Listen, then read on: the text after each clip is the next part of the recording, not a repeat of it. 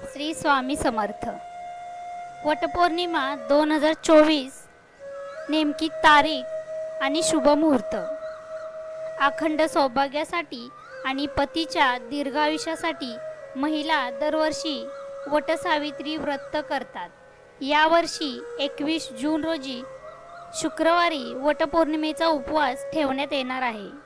हिंदू दिनदर्शिकेनुसार दरवर्षी ज्येष्ठ महिन्यातील पौर्णिमेला वटसावित्री व्रत पाळले जाते, पण काही ठिकाणी ज्येष्ठ महिन्यातील कृष्ण पक्षातील अमावस्येला वटपौर्णिमेचा उपवास पाळला जातो।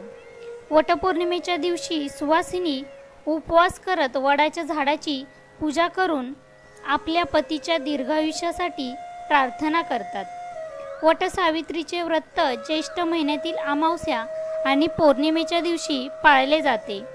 अमावस्या तिथीला वटसावित्री व्रत 6 तारखेला आहे, तर पौर्णिमेला वटसावित्री व्रत 21 जूनला पाळले जाईल।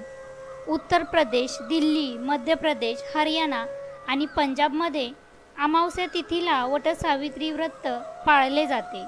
महाराष्ट्रात वटसावित्री व्रत 2024 ची तारीख ज्येष्ठ महिन्यातील पौर्णिमा तिथी 21 जून रोजी सकाळी 7:31 ज्येष्ठ महिन्यातील पौर्णिमा समाप्ती 22 जून संध्याकाळी 5:37 वटपौर्णिमा व्रताची तारीख 21 जून 2024 शुक्रवार।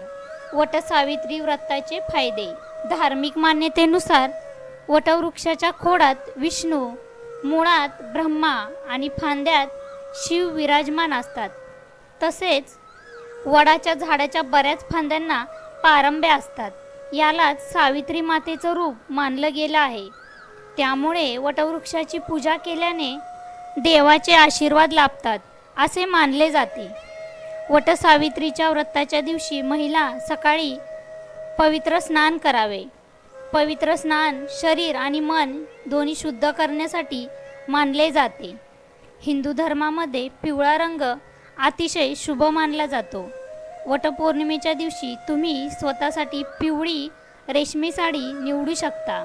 विवाहित स्त्रिया वडाची पूजा करेपर्यंत निर्जल उपवास करतात।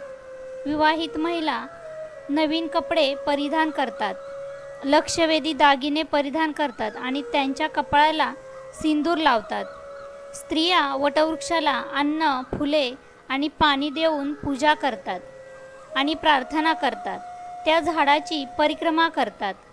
वडाचे झाड उपलब्ध नसल्यास चंदनाची पेस्ट किंवा हळद वापरून लाकडी पाटावर त्याचे चित्र रेखाटून उपासक विधी पार पाडू शकता।